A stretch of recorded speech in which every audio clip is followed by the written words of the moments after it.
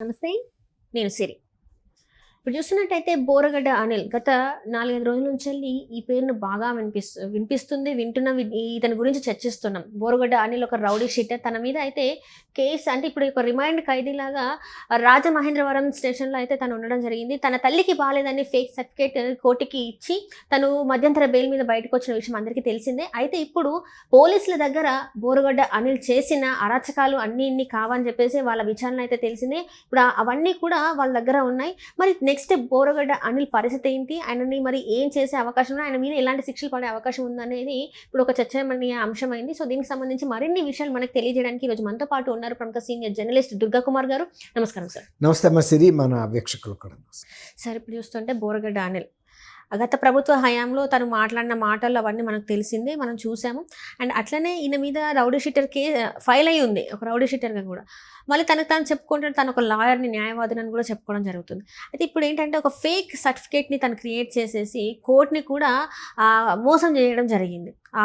ఏదైతే వాళ్ళ అమ్మకి బాగాలేదని చెప్పేసి అక్కడ సబ్మిట్ చేసేసి తను బయటికి రావడం, ఇదంతా కూడా ఈ మధ్యలో వినిపించింది ఏంటంటే తను ఇక్కడ అసలు లేడు, లోకల్లోనే లేడు, విదేశాలకు కూడా పారిపోయాడని వినిపించింది. కానీ ఇప్పుడు చూస్తేనేమో ఆయన చేసిన అరాచకాలన్నీ కూడా విచారణలో బయటపడినాయి. మరి ఇప్పుడు బోరగడ్డ అనిల్కి పడే శిక్షలు ఏంటి, అసలు ఏం జరగబోతుంది? బోరగడ్డ అనిల్ అనే వ్యక్తి ఒక అరాచక శక్తి. అతన్ని గత ప్రభుత్వం పెంచి పోషించింది. ఎందుకంటే ప్రతిపక్షానికి చెందినటువంటి నాయకుల మీద, వాళ్ళ మహిళా కుటుంబ సభ్యుల మీద తీవ్రమైన, అసభ్యమైన, అరాచకమైనటువంటి మాటల దాడి చేయటానికి ఉపయోగించుకుంది. అంటే వాళ్ళ నైతిక బలాన్ని దెబ్బతీయటం కోసం అతన్ని ప్రోత్సహించింది. దానికి పోలీసులు కూడా మద్దతు ఇచ్చే విధంగా ఏర్పాటు చేసింది. ఏ పోలీస్ కూడా ఆయన్ని 41A సెక్షన్ కింద నోటీస్ ఇచ్చి సంజాయిషి కూడా అడగలేదు, ఇది నువ్వు మాట్లాడిందా కాదా అని. అవన్నీ కూడా వైరల్ చేశారు సోషల్ మీడియాలో. వైఎస్ఆర్సీపీ సోషల్ మీడియా వాళ్ళు అతనికి స్క్రిప్ట్ ఇచ్చారు, దాన్ని వైరల్ చేశారు. తర్వాత అతనికి ఆర్థిక సహాయం కూడా చేశారని కూడా చెప్తున్నారు ఆ విధంగా మాట్లాడినందుకు. ఎందుకంటే తలలే తీసేస్తానని చెప్పాడు. అవును, జగన్మోహన్ రెడ్డి గారు అంటే నేను అరగంటలో. అలాంటి వ్యక్తి జైలు నుంచి రిలీజ్ అయ్యి, అంటే ఇంటీరియం బెయిల్ పొందాడు. ఇంటీరియం బెయిల్ పొందినప్పుడు యాక్చువల్గా పోలీసులు దాన్ని అపోజ్ చేయాలి. ఎందుకంటే అతను చేసిన నేరాలు చాలా ఘోరమైనటువంటి నేరాలు ఉన్నాయి అతని మీద. తర్వాత ఎక్స్టార్షన్ అంటే బెదిరించి డబ్బులు కూడా వసూలు చేశాడు. ఒక కాలేజీ కరస్పాండెంట్ కూడా చెప్పాడు కొన్ని లక్షలు వసూలు చేశాడని. అట్లా అనేక మంది పోలీసులు ఫిర్యాదు చేశారు. వీటన్నిటికీ తోడు అతను ఇంటీరియం బెయిల్ పూర్తి అయిన తర్వాత ఫిబ్రవరి 28న రాజమండ్రి సెంట్రల్ జైలు సూపరింటెండెంట్ ముందు లొంగిపోయి మళ్ళీ మార్చి 1న ఇంటీరియం బెయిల్ తల్లి అనారోగ్యంగా ఉందని పెట్టాడు. తల్లి అనారోగ్యంగా ఉందంటే సహజంగా మన భారతీయ న్యాయ వ్యవస్థానాలు మానవతా దృక్పథంతో ఉంటాయి. తల్లి సెంటిమెంట్ని ఉపయోగించాడు కాబట్టి అది నిజమా కాదా అని విచారణ చేయకుండానే ముందైతే ఇంకొక 11 రోజుల పాటు ఇచ్చారు. రేపుడితో ముగిసిపోతుంది. అయితే అతను మద్రాస్ అపోలో హాస్పిటల్లో తల్లి దగ్గర ఉండాలని నిన్న ఒక వీడియో విడుదల చేశాడు. తర్వాత అనంతపూర్ 4వ పోలీస్ స్టేషన్ ఎస్ఐ తన్ని టార్చర్ పెట్టాడని కూడా ఆరోపణ చేశాడు. ఇంకొకటి కూడా చెప్పడం ఏంటంటే, నా ప్రాణాలకు కానీ నా కుటుంబ సభ్యులకి ఏమన్నా అవుతే ముఖ్యమంత్రి గారు, లోకేష్ గారు, ఉప ముఖ్యమంత్రి లోకేష్ బాధ్యత వహించాలి. అదే వాళ్ళ తలలు తీస్తానన్న మనిషి నువ్వు. వాళ్ళ ప్రాణాలకు ప్రమాదం ఉందనుకుంటున్నారు జనం. బోరగడ్డ అనిల్ రిలీజ్ అయిన సంగతి చాలామంది ప్రభుత్వ విభాగాల్లో తెలీదు. అసలు పోలీస్ ఇంటెలిజెన్స్ కూడా తెలీదు. సోషల్ మీడియా, ఎలక్ట్రానిక్ మీడియా ఇంత యాక్టివ్గా ఉన్నప్పటికీ కూడా ఆ అంశం ఎక్కడ హైలైట్ కాలా.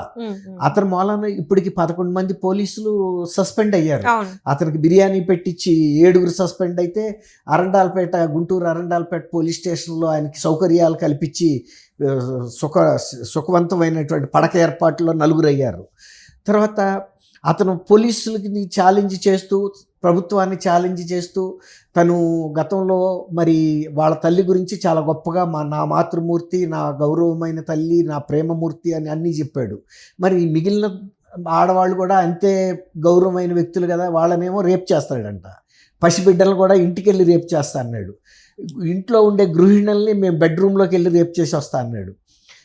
చంద్రబాబు నాయుడు గారు లాంటి Z+ కేటగిరీ ఉండి ఇంతకాలం సుదీర్ఘకాలం 46 ఏళ్ళగా ప్రజా జీవితంలో ఉన్న వ్యక్తి తలను తీసుకెళ్ళిపోతానన్నాడు. తర్వాత పవన్ కళ్యాణ్ గారిని అదే మాట మాట్లాడాడు. తర్వాత అంబేద్కర్ గారి నేను వారసుడిని అని చెప్తున్నాడు, ఆయన అభిమాని అని చెప్తున్నాడు. అంబేద్కర్ గారు ఇలాంటి రాజ్యాంగం ఇట్లాంటి మాటలు మాట్లాడమన్నాడా?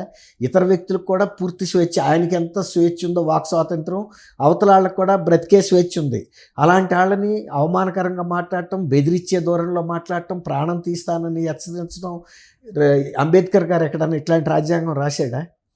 తర్వాత ఇంకోటి చెప్పాడు, నాకు న్యాయం పట్ల చట్టం పట్ల గౌరవం ఉందని. కానీ న్యాయం పట్ల గౌరవం ఉండేవాడు అయితే నువ్వు ఈ విధమైనటువంటి తప్పుడు సర్టిఫికెట్లు న్యాయస్థానం ముందు సబ్మిట్ చేస్తారా ఎవరైనా? తర్వాత నేను జగన్మోహన్ రెడ్డి గారు నాకు తల్లి తండ్రి దైవం అంటున్నావు. జగన్మోహన్ రెడ్డి గారు నిజంగా నీకు తల్లి తండ్రి దైవం అయితే నిన్ను ఇలాంటి అరాచకమైన పనులు చేయమని ప్రోత్సహిస్తాం? మన బిడ్డలను మనం కత్తిచ్చేవాడన్నా చంపి రమ్మంటావా?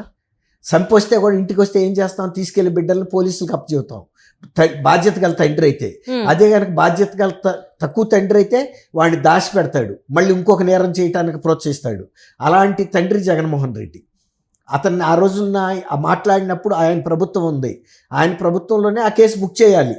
అతను ఎవడన్నా కానీ నీ పార్టీ అయితే అవ్వచ్చు కాక, కానీ ఇట్లాంటి వాళ్ళందరినీ ప్రోత్సహించడం వలన అల్టిమేట్గా ఆఖరిగా జరిగిన ఫలితం ఏంటంటే జగన్మోహన్ రెడ్డి పదవి కోల్పోయాడు.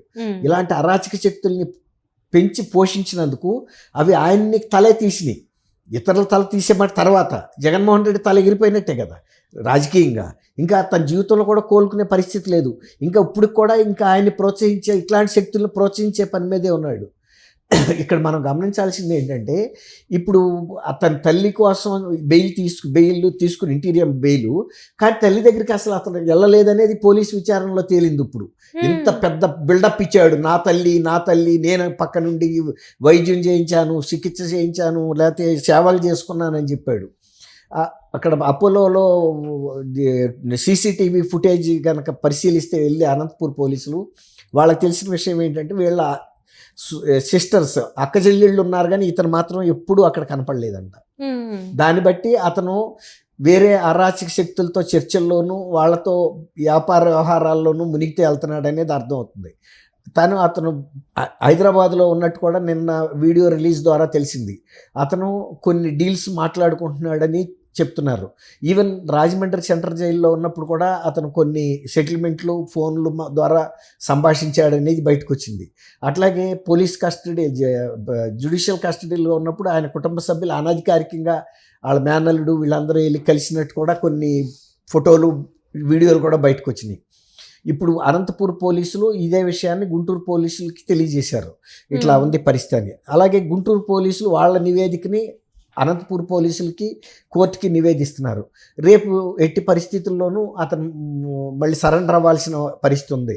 ఒకవేళ బెయిల్ పిటిషన్ వేసినా కూడా ఆర్గ్యుమెంట్లు ఇది అయ్యేటప్పటికి నేను అనుకోవటం రేపు లోపల దీని మీద పోలీసులు బెయిల్ రద్దు చేయమని వేశారు, కానీ ఏకపక్షంగా రద్దు చేయరు. ఎవరైనా అవతల పార్టీకి కూడా అవకాశం ఇస్తారు. భారత న్యాయస్థానాల తీరు ఎలా ఉంటుందంటే, న్యాయం అమలు చేయటమే కాదు న్యాయం అమలు జరిగినట్టు చూపించాల్సిన బాధ్యత కూడా న్యాయ సూత్రాల్లో ఉంది.